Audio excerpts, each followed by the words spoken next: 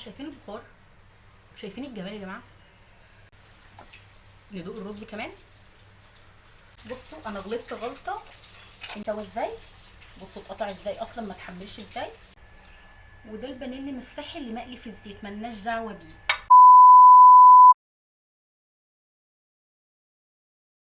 لقيت نفسي بقى لخبطت في وجبة الفطار، فقلت يا بنتي يا هند ظبطي وجبة العشاء، هو اي حاجة تيجي من الدايت وخلاص. فقلت ما بدهاش، مادام عندي خضار في التلاجة استخدميه بدل ما يبوظ، وحرام ومفيش حاجة الايام ديت ينفع ان هي تبوظ. احنا في غلا يعني يا جماعة، لازم نلم الدنيا، ما ينفعش ان احنا نسيب الحاجة بقى تبوظ زي زمان كده وما نهمل فيها والكلام ده كله.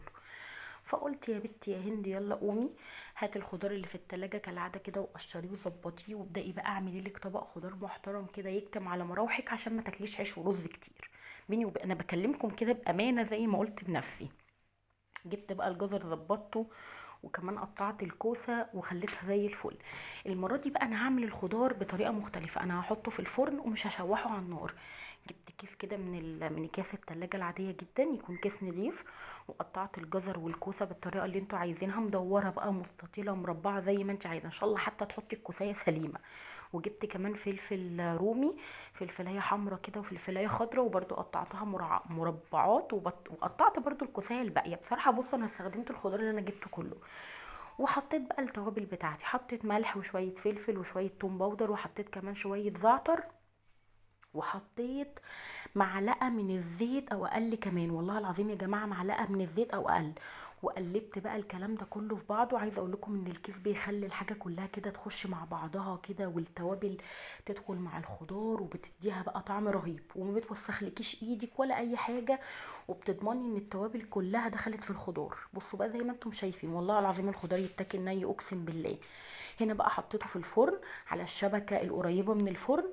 تمام. وهنا بقى هعمل ايه، شويه رز بالكاري كده صغيرين، حطيت معلقه زيت برضو، حطيت شويه رز، يعني الرز ده تقريبا كوبايه الا ربع.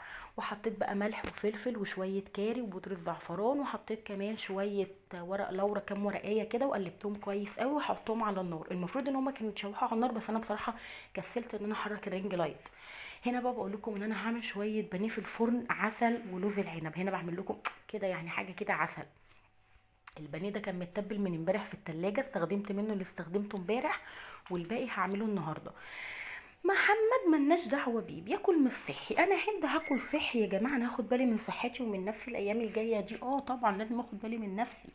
فانا هحط البانيه في البقسماط عادي جدا، لان انا كنت حاطه عليه اصلا بيض، فمش هينفع ان هو يتشوي. فانا بقى ايه، هاخد منه الفايده باقل خسائر اللي هو هعمله في الفرن. وانا جربته قبلها بيوم وما صورتهوش معاكم، لما لقيت طعمه طلع حلو جربته النهارده، حبيت ان انا اصوره معاكم. البانيه بقى يا جماعه بتتبليه عادي جدا بالملح والفلفل والبيض والبصل واللي انت عايزاه، التوابل اللي انت عايزاها.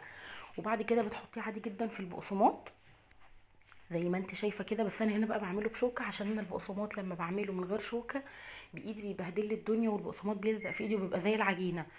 فهنا بعمله بشوكه عادي جدا وبضغط عليه، يعني المهم ان انا بخلي طبقه البقسماط تمسك كويس في البانيه. وبعد كده بقى هطلع الصينيه اللي انا كنت حاطه فيها الخضار. بصوا بقى الخضار اصلا كان سخن ازاي، وكانت مطلع بخار، والله العظيم كان طعمه رهيب. هنا بقى بعوز زيت كده بالفرشه. عايزه اقول لكم يا جماعه ان الزيت الزيت اللي انا قاليه فيه البانيه لمحمد امبارح، عشان ما حدش يقول الزيت مش نضيف، هو زيت البانيه، فاهمين؟ انا قلت هقلي فيه المره بتاعت امبارح والمره بتاعت النهارده وهرميه. ما حدش بيقلي في الزيت مره واحده، عشان ما حدش يقول لا احنا بنقلي في الزيت مره واحده، لا، في الزمن تقلي فيه 200 مره وما ترموهوش تستخدميه في حاجه تانية، يعني بصي كده. فالزيت ده زيت اصلا قلي البانيه، انا استخدمته النهارده وخلاص رميته على كده. وانا اصلا خدت منه فرشه واحده بس، عصتها من فوق كده، يعني عصت البانيه من تحت وعصته من فوق. المهم ان انا هنا غلطت غلطه، انا كنت المفروض احطه على ورق زبده زي ما حطيته امبارح، يا اما كان على طاسه تيفال عشان ما يلزقش. طبعا النهارده انا عملته في طاسه المونيا مش لزق، بس في حته صغيره من القشره اتشالت. هنا بقى كنت بدوق الخضار، والله العظيم كان مستوي وفظيع. ومسته بقى في الفرن ان هو ما بيتهريش زي ما بيتعمل على النار، مش بيتهري ومش بتحطي ميه، الخضار بيستوي بقى منه فيه، بينزل ميته وبيشربها، يعني بيبقى بالفايدة كاملة. كان طعمه رهيب، والله العظيم كان طعمه رهيب. والرز الريزو ده او الرز اللي هو المبهر او الرز بالكاري برضو كان طعمه خطير. واقسم بالله اقسم بالله انا شويه الرز اللي انا حطيتهم انا ويسري ما اكلتهم. بصوا هنا البانيه بقول لكم ان هو قشر حته صغيره قوي علشان ما تحطش على ورق زبده، لو اتحط على ورق زبده بقى بيطلع زي ما هو. بصوا بقى، بصوا البانيه مش مستحمل ان انا اطلعه من الصينيه من كتر ما هو، اللي هم بارك يا رب استوى، يعني من كتر ما هو استوى. بصوا شفتوا ازاي؟ ما تحملش ان اطلعه من الصينيه عشان الناس مثلا اللي خايفه يبقى ني او الكلام ده كله.